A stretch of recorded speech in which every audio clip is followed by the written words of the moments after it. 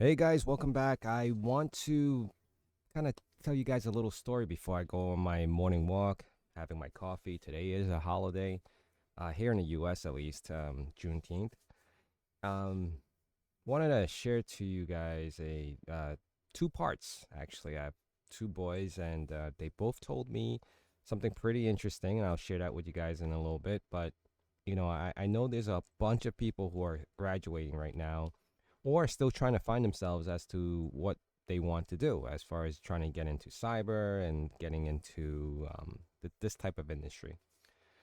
Now, I would say cyber has developed ridiculously a lot to all these little smaller positions, isolation from the rest of the team. It used to be where when I remember this because when cyber first became a thing, it was more of a IT security, right? Now it became cybersecurity, to give it this fancy name. And it was, IT security was more, from my perspective, I was working with compliance. I was the only person doing it. I got internally promoted to this role because it was a requirement for the industry. This was in the healthcare industry when I was working there. And this was a long time ago. I mean, this was dating back at least a good 10 years, or if not more, from from from today. And I'm just thinking back, like, holy cow, like, the amount of spam emails that were coming in, there was like barely any tools that we had. The only thing we were utilizing at that time, or at least what I was utilizing at the time, it was just antivirus, right?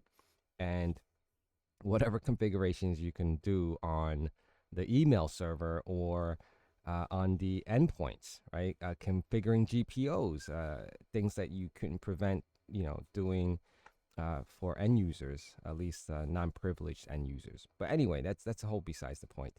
Um, and then cyber developed into this whole realm of like different roles and different people and different departments and different avenues, blue team, red team, and all that great stuff. And it just changed the whole dynamics of it. And my point is that, even till this day, there's so many people who are confused as to what direction they want to go in because I get a flood of those. And I'm trying to help you guys as much as I can. And I apologize if I haven't gotten to you yet because life, So I have my hands full. Um, and my whole point of this story is that my two boys, they're young, they're below, you know, I'm gonna say that they're under 18, and anyone under 18, I'm gonna consider their kids. I still consider because of my age. If I look at the 21-year-old, I feel like he's a kid as well, just a bigger kid. But anyway, going back is one of my boys, he told or said, we were just having this normal discussion, like, oh, what do you want to do when you grow up? They have no clue what I do as a profession. They just know that I'm working or I'm on the computer.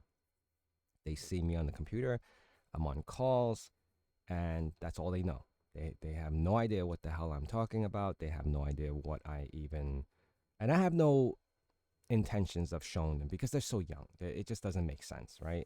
What I'm doing on a day to day, it's not the glorified, you know, hacker in the movies. Okay, I'm not Mr. Robot, running Nmap all day. Even though I was doing that at one point in my career, and doing scans and doing reconnaissance work and finding IP addresses that what open ports are there.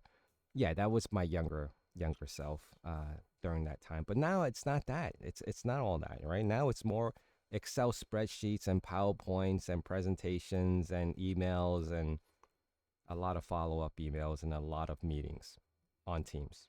Okay, so that's all they know. That's all they see. All they hear me saying is, "Be quiet. I need to be on a call," and that's it. But anyway, my point is that they know what cybersecurity is because they get taught that to some extent, right? And I actually have books to show my older boy that you have to be careful online what you do, who you talk to, and why you shouldn't be talking to random people or responding to random texts or things like that, right? And they have a pretty good understanding of today's modern technology, social life, and what you should and should not do. That's great. But my boy was like, I said, between, you know, my wife and I were like, oh, what do you want to think you want to do when you grow up? And of course, we ask that occasionally, pretty often throughout the course of their uh, progression in life as they get older and each birthday and, time comes around like, hey, what are you interested in now, right? Because it always changes, right? One day they'll be into swimming and then basketball and then soccer and then, you know, martial arts and all that. So they retain some of those interests still. It's not like if they grew up playing with Legos, they don't play with Legos forever. Although I can say some adults stay to that, right? Video games is always never going away, right? People always play video games. It's just maybe different system, different games. But anyway, he comes out and says, I think I want to become a plumber. I was like, plumber? Wow. Okay. That's good. I mean, I have no fault in that. I've done my fair share of plumbing work. I've done elec- electrical work. Working with electricians, working with plumbers. I grew up as probably I would say in my younger years from junior high school, all the way up to college, I was working in a contract job, contractors, renovations, putting up sheetrocks and installing uh, uh, central air ducts and all that, right? How to repair a lot of that. So I was around that because that's what my father did. So my son was like, he wants to become a plumber, and I've done my fair share of plumbing, commercial plumbing. We're not talking about just residential. We're talking about commercial, right? Running the pipes from top floor all the way down to the basement to the main sewer line. And I was okay. That's good. That's great. Because I'm all for that. And then my youngest boy, he was like, I want to open up a martial arts school. I was like, that's even like, I say, I'll be there. I'm trying to reinforce that. And the reason why I probably accepted all that is because I'm starting to realize that college is not everything for everyone, for every profession. And that's probably the reason why I'm willing to accept that. And I explained to my boy that, one, the plumber is like, if you get jobs, you make your own time, if you work for yourself, they make good money, and that's things that can't go away, right? Cybersecurity is dynamically changing. Always, they're downsizing people and organizations. They're consolidating. They can replace you with automation. Technology it's a weird place to be. I'm not saying just now, but again, there's always that talk about when calculators came out, people would feel like they wouldn't need to learn math anymore, but that's not the case, right? You still need to learn. It's just that the amount of computation that you can do with a calculator has exceeded more than what the human being can do without one. Okay, and I feel the same way for technology. So I just wanted to kind of relay that information. Like, if you didn't find what you're looking for at the current moment and you feel like there's something that's not there yet, it's because there may not be anything there, right? I know that's harder to hear than and accept, but I think cybersecurity is not the same. So what you went to school for, and what you came out understanding that it was a huge requirement for organizations to hire cybersecurity professionals. It's true, but not in the quantity that you may have thought that was needed. And I'm starting to see that now because organizations are cutting back, not just headcounts, but they're also targeting every department across the organization that exists, and cybersecurity being one of them. They are starting to realize that you don't need a 5-person SOC team.